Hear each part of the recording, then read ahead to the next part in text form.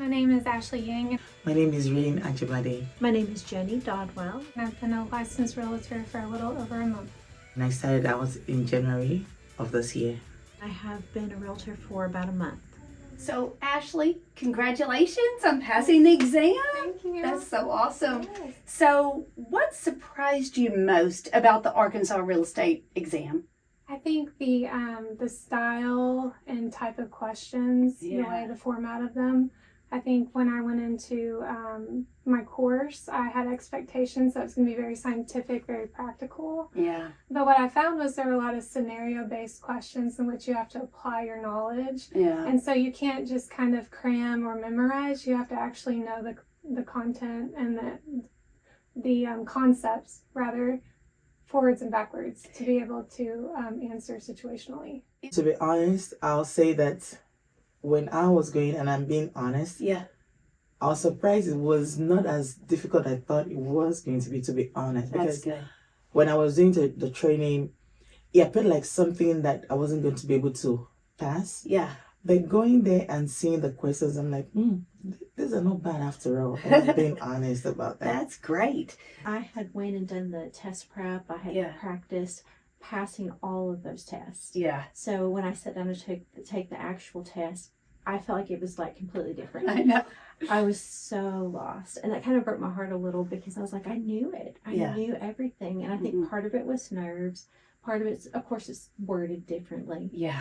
And so, yeah, I obviously did not pass the first time. So, did you pass the national and not the state?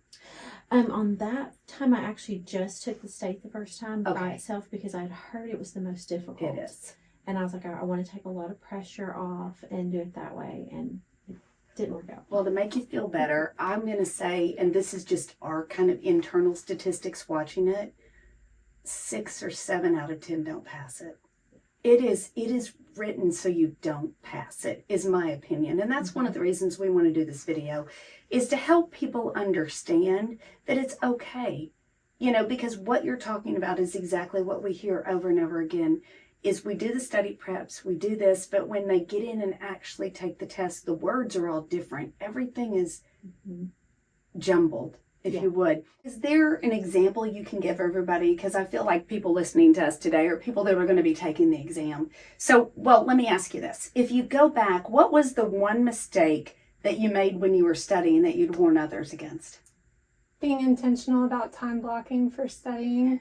I started in December and Christmas and all the holidays, and so I didn't get to hit the goals that I set for myself on how much of the course I wanted to be through, or just really spending the time with the course. So I would say know your schedule and know what obstacles you may have in your schedule, and then be intentional about time blocking so you can spend enough time in the course. I was too scared because of the way, during the training, the way we were coached, like, oh, you have to really prepare so you don't fail, people feel it and all that. So it kind of made me to be fearful of taking the exam. Yeah.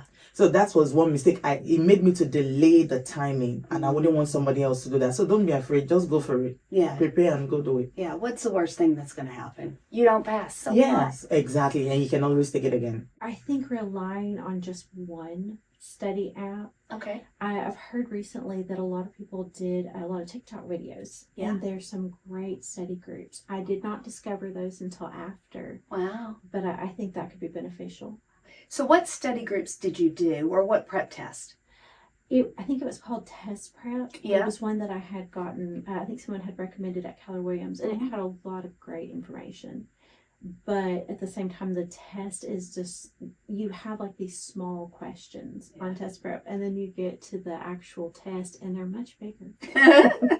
So what topic on real estate exam do you think most people are going to struggle with, and how did you master it?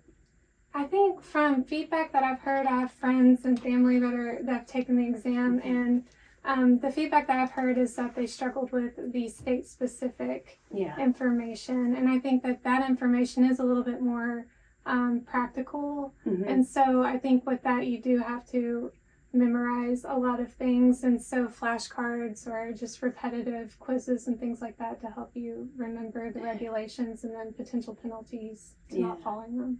2, One is the calculation aspect, because you never know what calculation is going to come. Yeah. So you have to wrap your head around everyone. All But the math. Yes. But the thing is, you would only have about 4 or 5 questions on calculations, Yeah. which I don't think would be enough to actually determine whether you pass or not. Yeah. I would So, agree. yeah. So, and then the other one is this agency agreement. Yeah. You have to know that and be sure who is responsible for what. Yeah. It can be tricky. Yeah. So you have to really know your onions right. Yeah, and know what agency. So just so what everybody knows, what Raina's talking about, it's sub-agency, seller agent, Yes, sub-agency, dual agent, buyer's agent. Exactly. To know the roles, who does what, the Yes. responsibility, what you should not do as a buyer agent, what you should do, who is responsible for what. You Yeah. need to understand what those. So where did you go to find that information? Okay, so I had a study guide from the school I went to. Yeah. So I was using that study guide, and then I went on YouTube. There are pretty much some like channels that Yeah. are focused on. So I looked for the one for real estate in Arkansas. Yeah. So I was practicing, I was checking, I was answering, Yeah.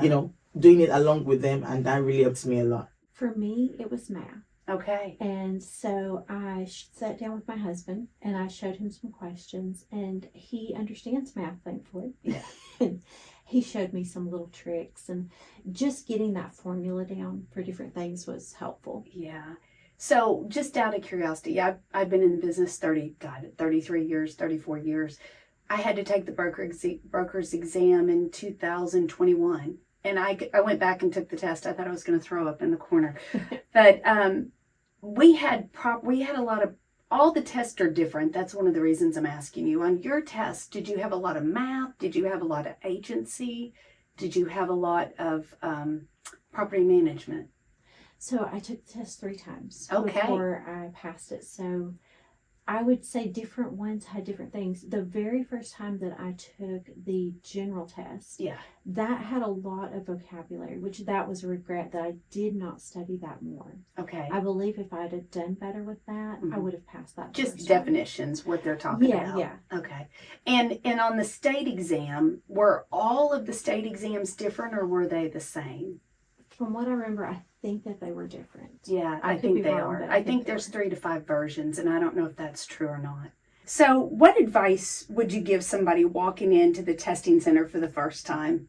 Yes. If you're walking into the testing center, I would say puff yourself up, know your worth, know your strengths, and don't doubt yourself. Don't second guess. They're not trying to trick you with the questions. Be confident in your answers Uh-huh. and just answer confidently. And then if you haven't decided yet that you want to take the course and become an agent, I would say don't do it alone. Okay. Get a brokerage behind you. Like, I'm really thankful that I had Keller Williams Mhm. because they surrounded me with a team, so I had a good understanding of expectations about the application process and Mhm. timeline for studying and just champions. So Yeah. definitely don't do it alone. Good one. Just become, Yeah. because one thing is you're coming for an exam. Yeah. So become, be prepared, because if you're not prepared, you're going to lose your composure. Yeah. Be prepared that you're writing this exam. Yeah. Go for it. Yeah. And you're going to win, to be honest. Yes, just prepare well for this exam. First of all, relax. Yeah. There's a good chance you're not going to pass it this time. Yeah. That's okay. Do not change your answers. I did that on my first 2 tests, and I regretted it because I was making like a 68. I mean, Yeah. it wasn't like I was failing by a large point. Yeah. And I wonder if I changed an answer that could have been right in the first place. If your gut instinct was right. Good Leave it advice. alone. Yeah. So, just out of curiosity, what did you do before you got into real estate? I worked in the insurance industry, property and casualty. Okay. So, did you feel like that was an easy transition getting over? I do, yes. Okay. So, when you were doing insurance, were you selling? Were you underwriting? I was an underwriter. Oh, wow. So, you were very detail oriented. Yes. Wow. Good for you. Thank you. My husband's an insurance underwriter. Nice, really? Yeah. I love He was that. on the commercial Oh, side. that's why I work commercial too. Yeah, he did surety bonds. Oh, wonderful. So he wrote for the state of Arkansas or Travelers Insurance. Oh, So okay.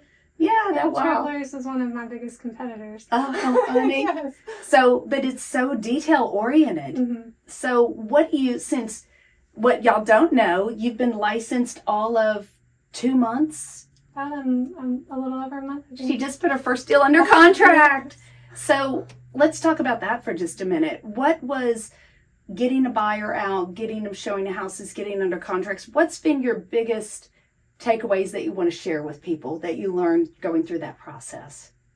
I think again, just finding a brokerage and a team to rally around you, because you have to know your resources, Yeah. and getting that good foundational knowledge level, being able to attend contract classes before I even had to work on a contract and have that first interaction. I could present myself competently and confidently. Yeah. When you think about the exam overall, if you're going to give somebody some advice, what would be the top 3 things you would study for and spend most time on these 3 topics? What would they be? Yeah, that's a very good one. Number 1 is going to be understanding the real estate system in Arkansas, because it's different from every other state. That's number 1. Then knowing those terms, knowing how to describe your plots, knowing those land characteristics. Yeah, the land characteristics. Yes, and the definitions. Yeah. Yes, and then there is something about agency, the contracts. Yeah. Understand those ones, and I think I saw a couple of those things, especially on agency, agreement, contract, those things. Yes, those are going to be like the top 3. Know those measurement definition, how to define met and bound. Yeah. Those things. Yes. Yeah. Well, I wish I would have immediately wrote down questions. I I'm think just so happy I passed. Oh, I know. Well, I want you to know I held my breath, because I think when I took mine, I can't, because you can mark review. I think I had 30 reviews. I'm like, oh dear God, I'm so in trouble. But is there any other advice you'd like to give people that are going to be taking the exam? Maybe just check out if you could find these TikTok videos, because I'm hearing that they have a lot of descriptions for these questions. There you go. Yeah. Who would have thought TikTok videos? But you never know. Yeah. All right. Well, thank you so much.